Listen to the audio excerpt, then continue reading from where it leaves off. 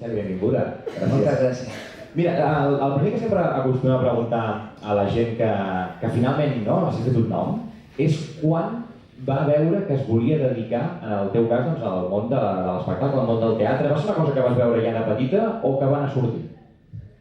Bueno, jo de petita vaig veure que m'interessava el món de l'espectacle i vaig començar fent una mica cinema, i fins i tot vaig tenir un premi per revelació, no sé què, d'una cosa que havia fet molt curteta i tal, però vaig entrar a l'Institut del Teatre amb una classe, que en aquell moment no hi havia direcció, amb una classe de direcció d'actors, i aquí em va picar realment el que em diu el verí del teatre, que és veritat, i vaig pensar que aquesta cosa en viu, que transforma el que passa a l'escenari sense res, que pots entrar una mica a reescriure el recorregut interior d'un actor, d'una actriu, d'un personatge, d'un ser humà, per explicar una història, és el que més m'interessava i vaig començar. I per tant, et va agradar més el teatre que el cinema per aquest punt de directe, per aquest punt de vivència directa que té el teatre que potser el cinema no té?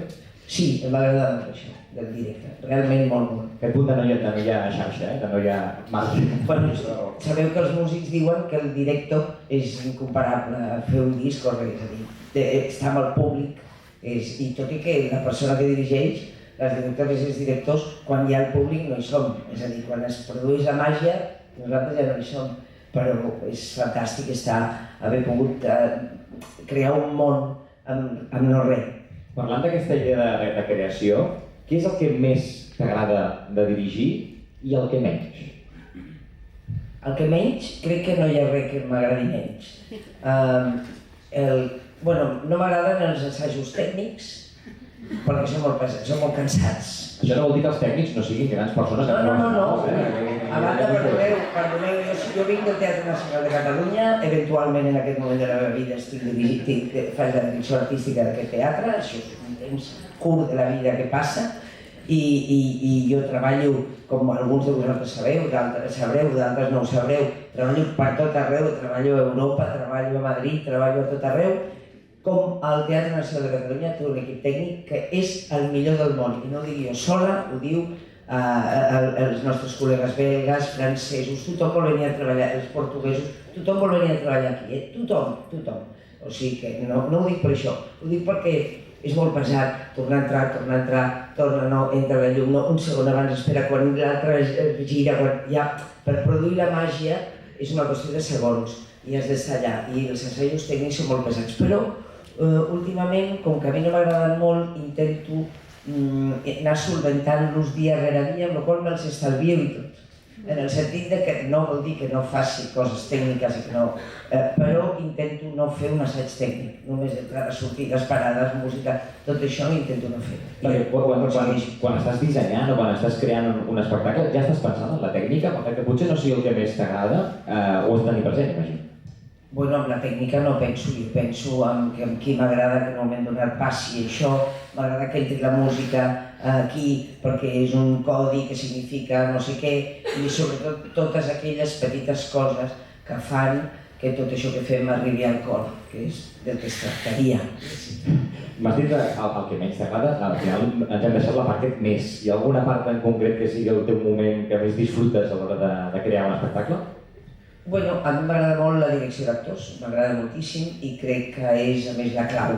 És a dir, perquè crear un recorregut interior, un escrit en pedra, escrit a sang aquí dintre, de manera que una paraula ha d'anar darrere una altra i no pot ser una altra, sinó que ha de ser aquesta, perquè està lligada a una sèrie d'imatges i a una sèrie de coses que coneixem tots com a éssers humans.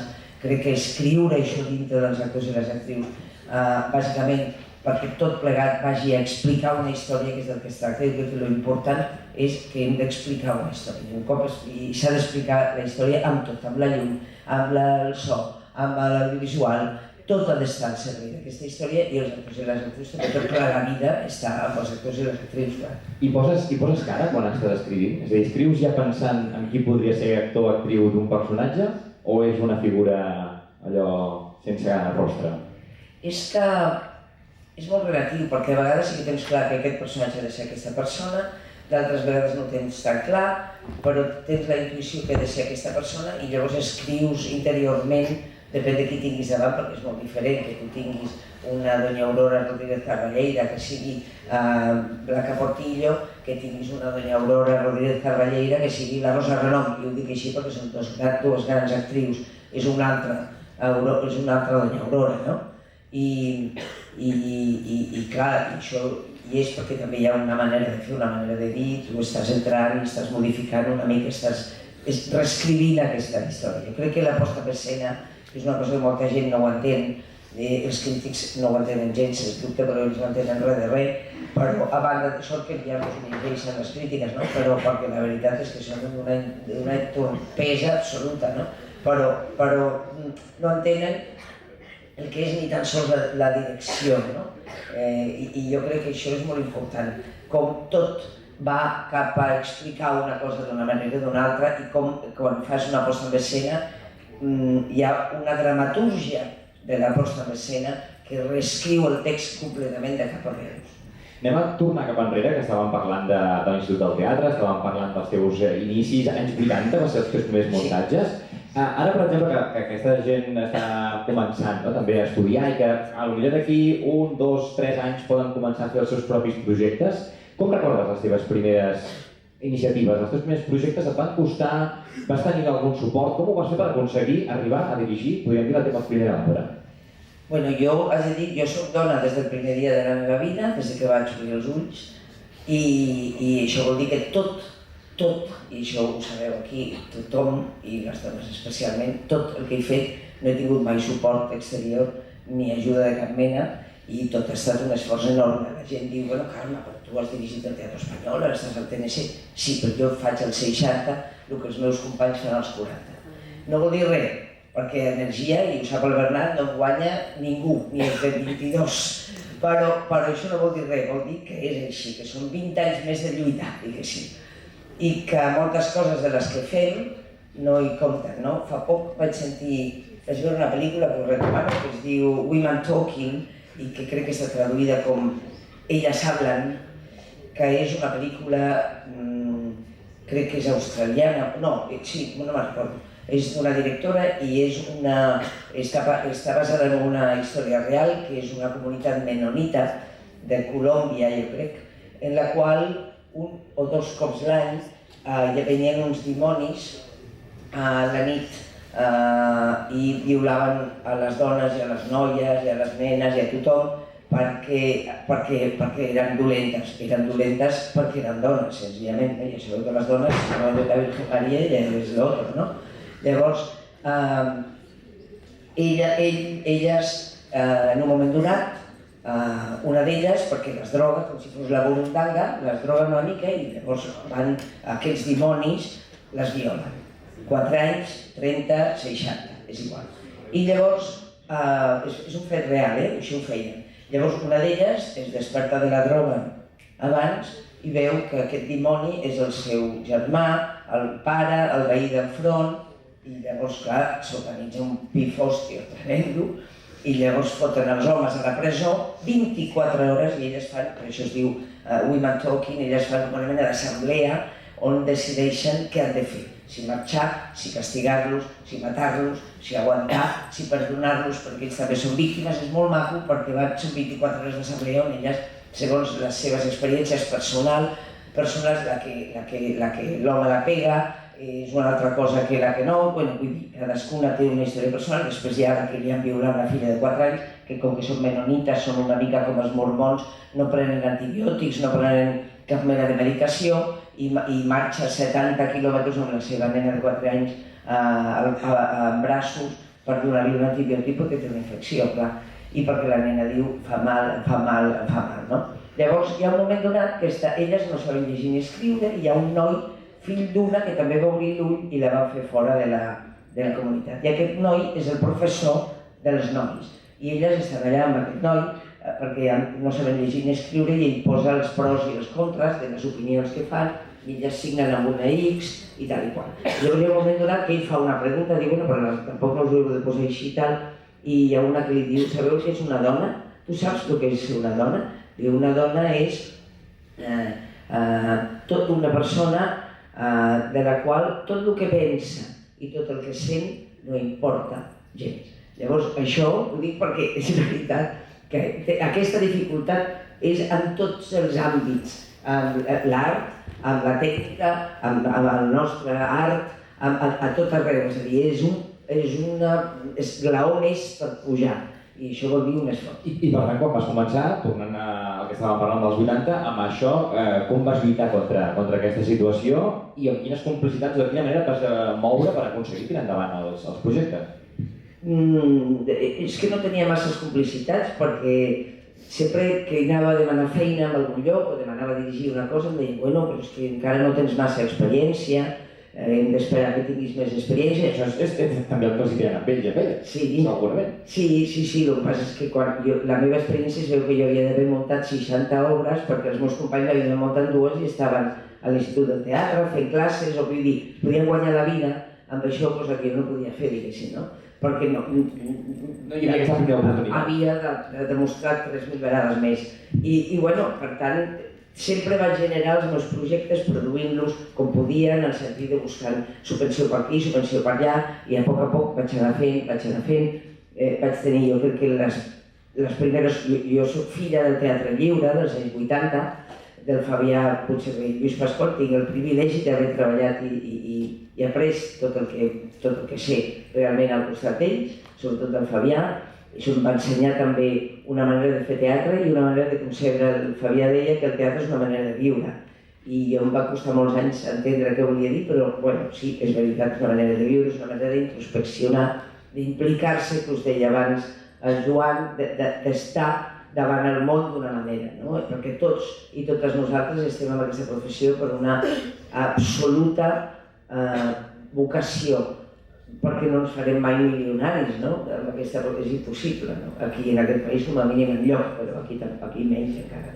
I a l'hora de triar una obra, de dir un projecte, com surt la idea? És a dir, perquè moltes vegades ja dius, faig una adaptació o faig una obra original, no? De quina manera surten aquestes idees? Per què una opció, per què una altra? Com ho vius tu, això? Bueno, jo sempre totes les obres que he anat dirigint tenen molt a veure amb el teatre contemporani. Jo crec que he dirigit 73 obres, no sé si la Ràdio fa qüestions de la 73 o la 74, però totes sempre han nascut una mica de la curiositat. La majoria, jo crec que el 85% són contemporànies. Perquè també has fet algun Shakespeare, no? Dos. No? Però vull dir que també has fet alguna cosa que no és... Alguna cosa, sí, algun Ibsen. Vaig fer el primer Enemic del poble de la Nissaga d'Enemics del poble que van venir després. Vull dir, sí, algun teatre repertori n'he fet, evidentment, però no gaire.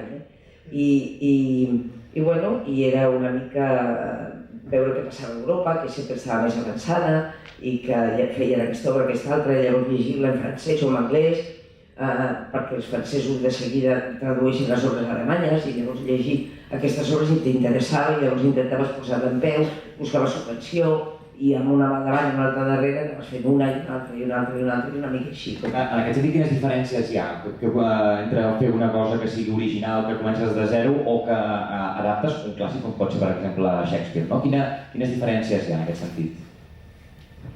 Bueno, diríem que aquelles obres contemporànies en les que jo vaig començar a treballar professionalment no tenies referents, perquè era tot molt nou, era un tipus de dramatúrgia molt novedosa que aquí no estàvem veient i que aquí no es feia, però era molt interessant perquè explicava molt la societat en la que vivíem, no? I llavors, en aquest sentit, bueno, havies d'inventar una mica com es feia això perquè no estaves acostumat. Llavors, jo quan vaig fer el primer Shakespeare ja havia fet moltes obres contemporànies. Llavors sí que vaig adonar-me'n que tant el Shakespeare com el Ibsen o el Wesker tenen una força filosòfica envers la humanitat molt més gran que les obres contemporànies, perquè suposo que el ser humà en aquell moment era més important que no pas ara. Aquí les obres contemporànies, l'ésser humà era una pinzellada gruixuda d'un lloc a una societat que no ens dona importància a les persones, no?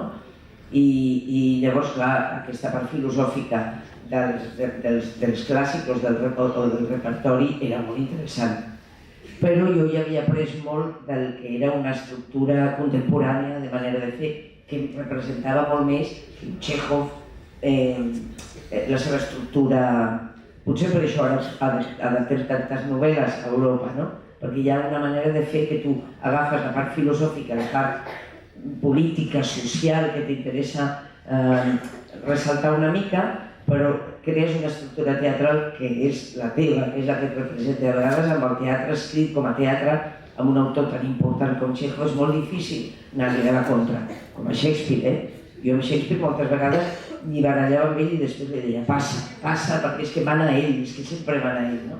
Perquè al final estem parlant de forces universals, que són plenament vigents, gairebé sigui el segle que sigui, que això, ostres, sembla fàcil parlar d'això, però no ho és tant, no? Trobar aquesta tecla que segle rere segles segueix funcionant.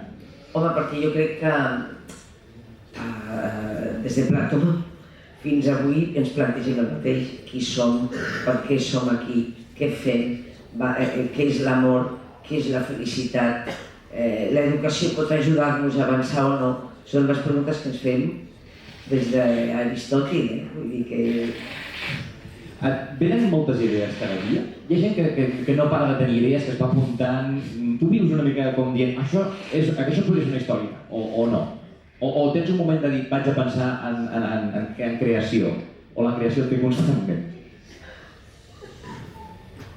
Bueno, el meu equip diu que és estupendo, diu que els primers temps de la meva entrada al TNC estaven marejats perquè era pam, i deien, mare meva, i era com, bueno, això ho apuntem o no ho apuntem? O sigui, era com tant, però... Una bomba d'idees, no? Però bueno, no és tant això tampoc, però bueno, sí, és veritat, sempre pensa, sempre venen coses al cap. Jo soc bastant multitask, llavors em venen moltes coses al cap. Ara que estaves parlant del TNC, clar, dirigir un teatre és una cosa, dirigir obres, i una altra és dirigir un teatre, com ara, no? Explica'ns una mica en què consisteix aquesta feina i una mica quines diferències hi ha entre el que seria un dramaturg i el que seria un gestor, gairebé podríem dir, no? Bueno, és que jo soc director artístic, Això no vol dir que no hagis de gestionar moltes vegades les coses que funcionen. Nosaltres tenim una directora administrativa que la pobra es menja molts marrons que jo no me'ls menjo, no? Però és veritat que jo haig de tenir en compte tot això en el moment de programar.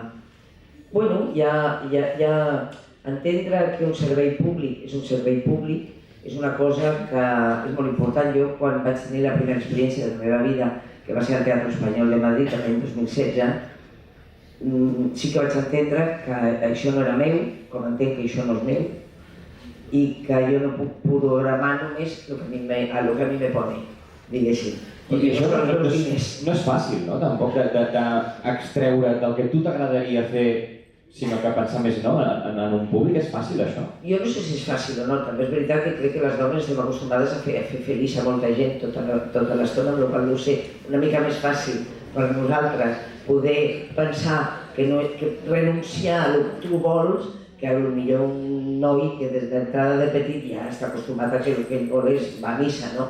És una mica diferent. A mi no em costa tant entendre això. Hi ha moltes coses, algunes coses que jo programo que no seria el que jo programaria, no?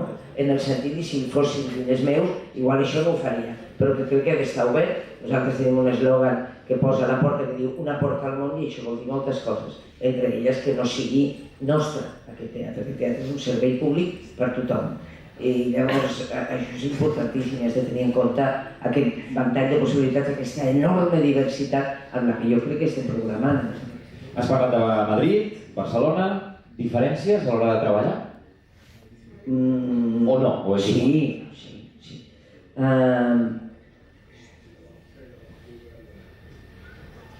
Jo crec que aquí treballem molt millor, som més metòdics i tenim un respecte per la feina més gran. M'han dit lo del cafelito, no va de conya, és aquí, és un moment que dius, estàs treballant 10 minuts, ¿dónde está? No sé quién se ha ido a fumar. No m'ho puc creure, estàvem aquí parlant, bueno, pues ya llevábamos un cuarto de hora, ya tienen que idearse, ¿no? Sí, però viu més relaxats. Bueno, són una mica més així, però també estimen aquesta feina. No prengueu això com a model, per tant? No, vull dir que això ho tenen una mica... Això ho tenen una mica... Potser per això qualla tant de la llibertat, no? De la psicòpata aquella, no? Però bueno, més enllà d'això, hi ha una cosa que és certa, que és que a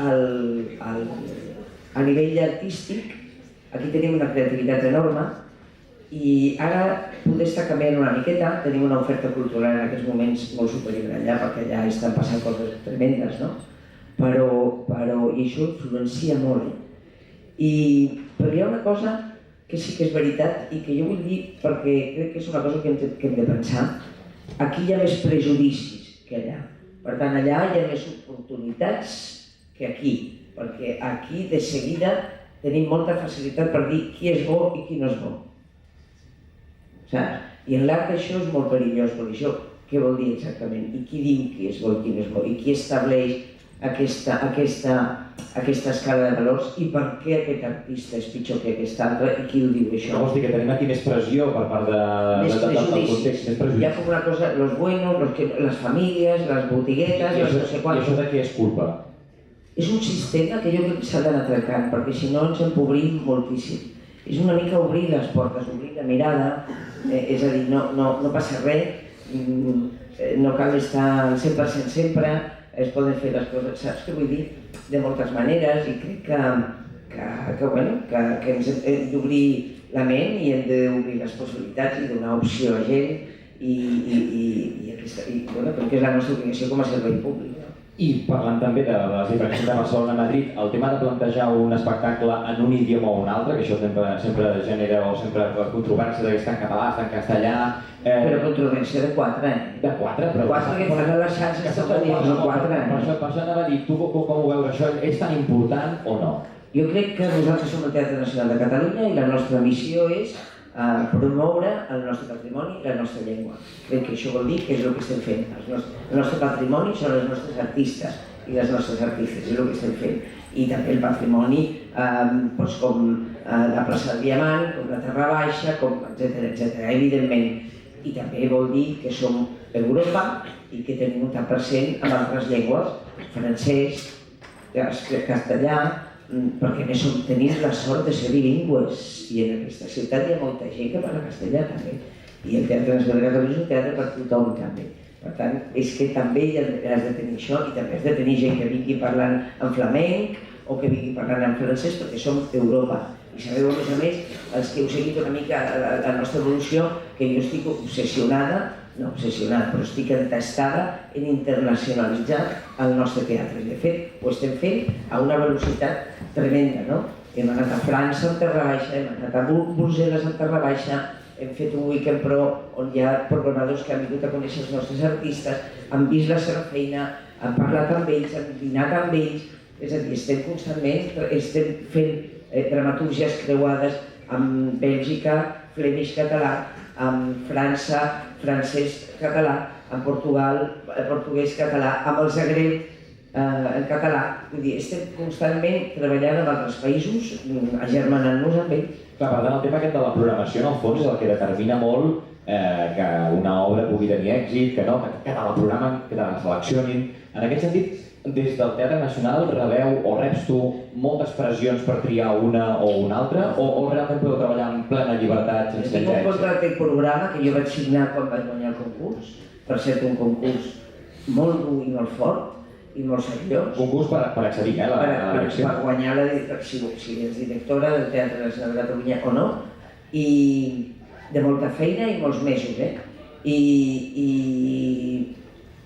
I llavors jo tinc un contracte programa que he signat que vol dir que hi ha un 75% en llengua catalana, que hi ha un patrimoni català, que hi ha una sèrie de coses, que hi ha les obres juvenils, que hi ha les obres familiars, precisament per atendre sense oblidar-nos d'un ventall de públics important. Per tant, és com que tu ja ho tens firmat, per tant ja no et poden dir res perquè el teu contracte ja va quedar clar, diguéssim, quin % tenia, per tant ara ja et deixat tranquil·la. Bueno, és que a mi ningú em diu el que haig de programar i el que no, només faltaria, a més la consellera no ho faria mai, ella sempre m'ha dit, Déu mos en guardi, i digues mai si has de fer això, allò impossible, vull dir res. I parlaves abans dels crítics, que ha sigut crítica amb els crítics. Desenvolupa una mica d'això. Per què? Què els hi passa al món de la crítica? És que no s'ho diuen, no? Saps aquells polítics que de vegades que dius però vostè, en quin país viu? Vostè ha sortit al carrer, ha parlat amb la gent que diuen aquelles coses, no? Alguns, és que diuen unes coses, jo primer no les entenc mai. Segon, ja podria dir-vos, si voleu fer un concurs, ja us dic a qui diran que està bé, qui diran que no està bé. És que ja us ho puc assegurar, què diran, què no diran, ja està claríssim, és a dir, són completament previsibles i sense cap... És a dir, jo me'n recordo quan era molt jove, vaig fer un espectacle que va anar a l'Argentina i va estar a Buenos Aires, no sé quan, 2 mesos, no? I vaig llegir les crítiques. En aquell moment van ser bones, aquelles podien haver estat dolentes, vam tenir la sort que eren bones, i recordo que em van cridar moltíssim l'atenció perquè era la direcció, el text, el primer actor, Héctor Alterio, l'últim, que era el més petit, un noi que sortia de les frases de vestuari, l'escenografia, les llums, parlaven de tot, és a dir, hi havia un rigor en el moment de fer la crítica. Jo no he vist mai una cosa així. Va ser l'única que has vist així, eh? No, i quan vaig muntar el Bovary a Brussel·les, les crítiques de... Jo no les llegeixo habitualment, però ho diuen, llavors veig que diuen coses, que parlen d'això, d'allò, és a dir, saps?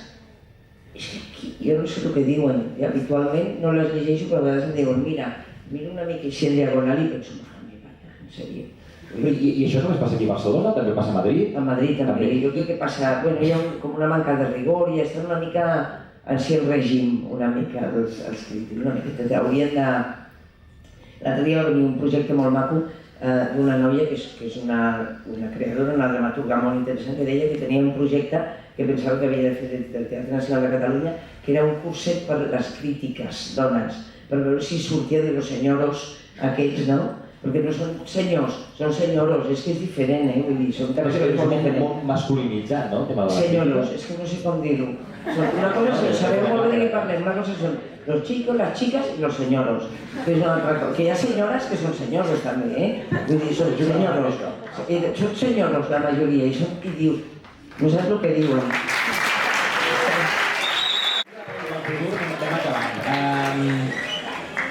Arribes en algun moment a poder desconnectar de la feina? Sí. Sí? És que jo vaig tenir una gossa fa molts anys, va morir, com veritat, però va morir als 16 anys, era una gossa de pura, molt divertida, molt guapa.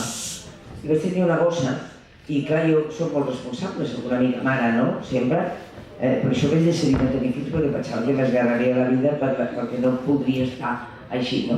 I la portava a passejar al parc 2 cops al dia, 1 hora i mitja, i sortia de l'assaig corrents per portar-la al parc. I això em va ajudar a preocupar-me d'un altre ésser, a tirar-li la pilota, a portar-lo al parc, fes fred, calor, llavors feia fred, no estàvem en el tròpico encara, i fred, calor, la portava a passejar a l'hora que fos de dia, de nit, i aquesta dedicació a un altre ser per fer-lo feliç em va ajudar moltíssim a tallar. Llavors, jo quan tallo faig clac.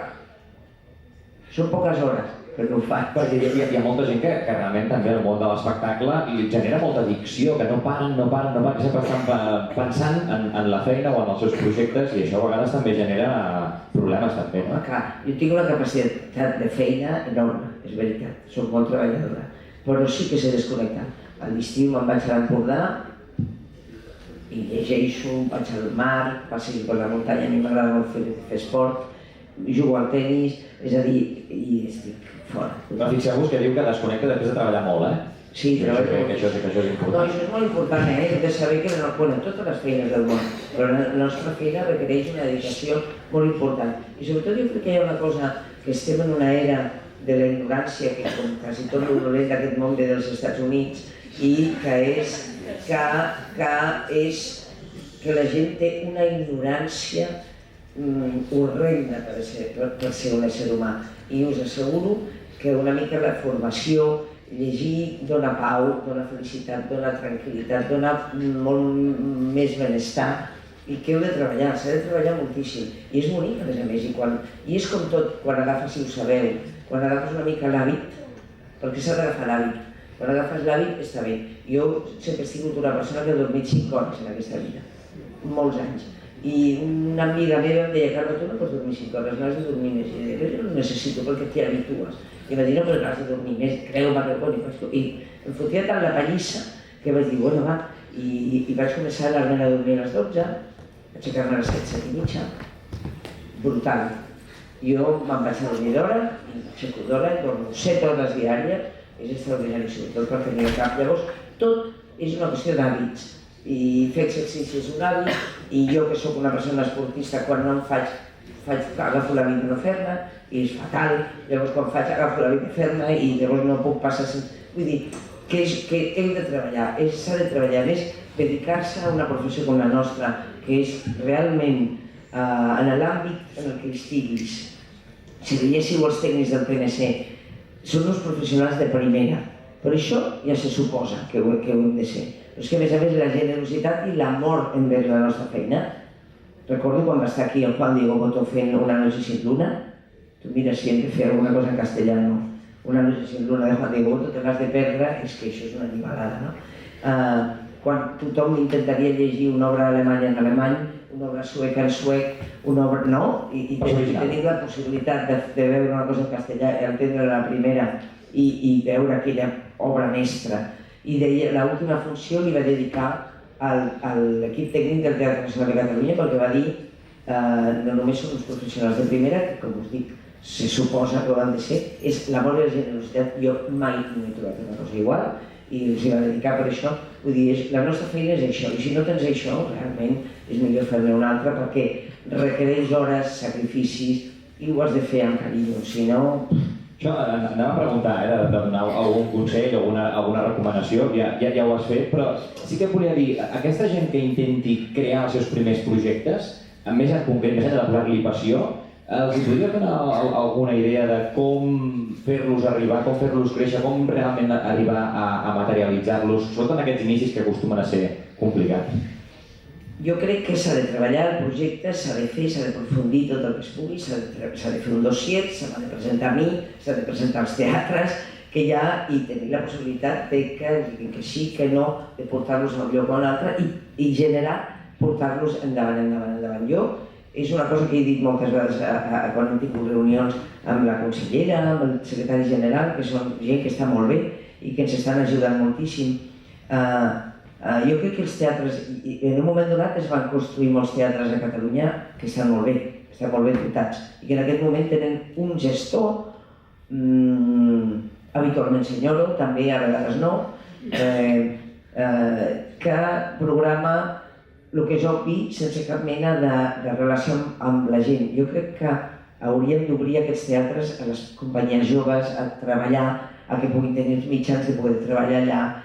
Són coses que s'han de començar a estendre a Catalunya i que crec que estan molt bé. Jo crec que hem de treballar-los i presentar-los. I també s'han d'acostumar també al no, que un no tampoc no vol dir un fracàs. No podem fer això que passa avui dia, que no s'entomen els nos a la vida i la gent es talla i tot, perquè... Va dir que no, fora. No, i es talla, no pot ser, no forma part de la vida. No, però passa, l'altre dia un amic meu que és catedràtic de teatre, va tenir un alumne davant que havia tret un 9 i ella va dir que perquè no un 10 estava completament fora de si i li va dir, home, perquè tens un 9, perquè això... I es tallava allà davant d'ell i una cosa tremenda, no? Vull dir, també si se taca la sabata, en comptes de tirar-te per la finestra, pots entendre-la, pots netejar també, no? Igual, no passa res. Jo et volia preguntar, perquè he vist que tens com opinions com molt marcades i també la forma de dir era com molt directes. Alguna vegada has tingut problemes per això? M'imagino, però bueno, jo no sóc una persona ni agressiva ni violenta ni intolerant.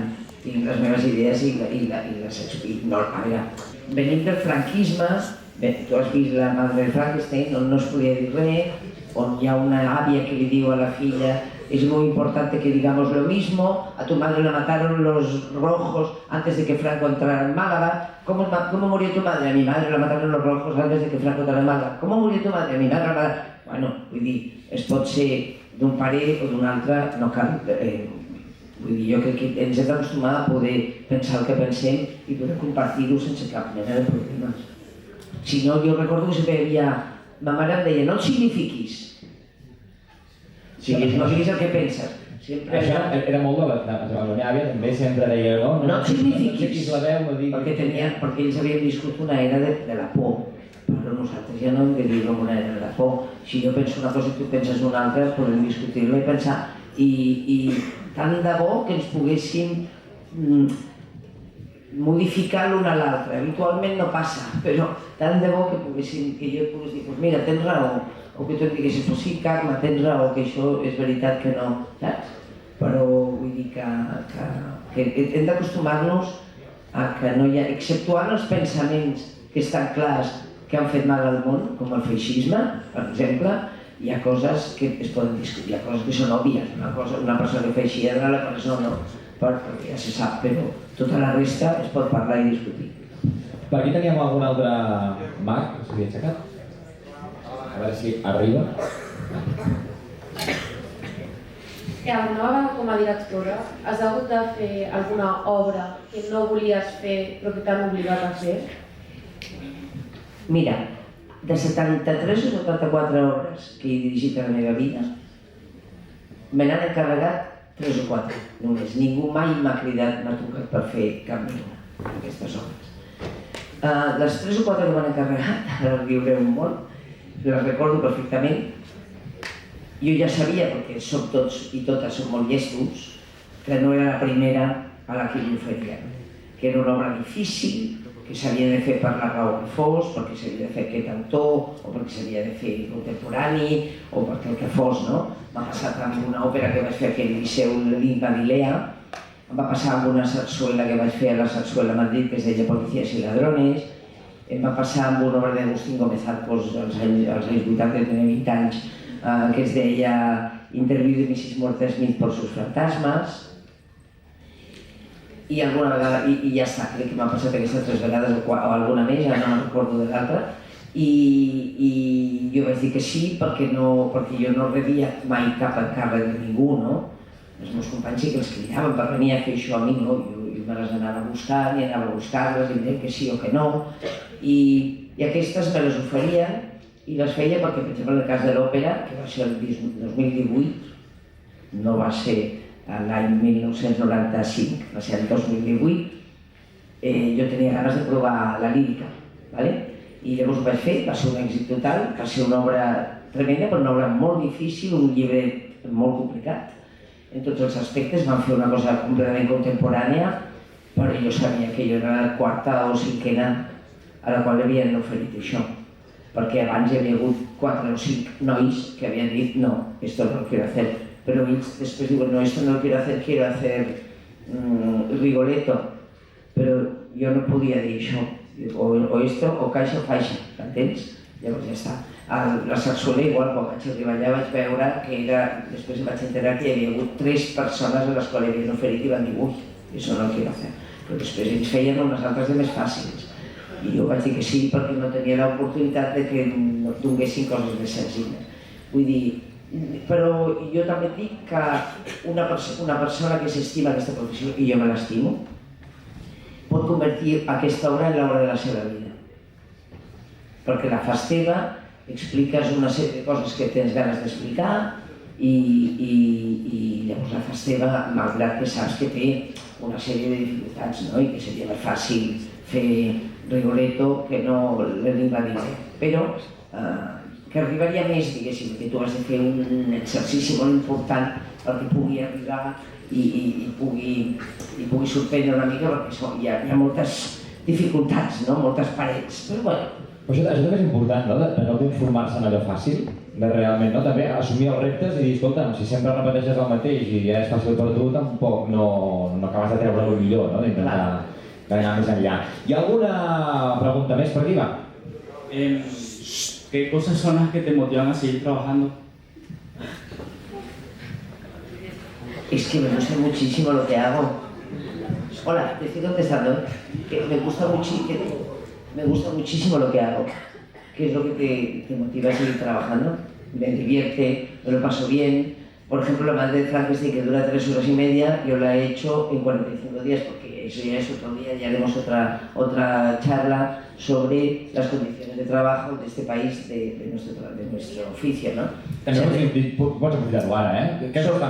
Són 45 dies, a Madrid són 45 dies d'assaig. És igual que tinguis un monòleg de 20 minuts que una obra amb 9 actors de 3 horas i mitja. Llavors, bueno, te lo pones aquí, són 45 dies, i el dia 19 feia el primer passi a la sala d'assaig perquè volia anar, haver fet un parell de passis abans d'anar a la sala, perquè a mi m'agrada arribar a la sala amb els deures fets.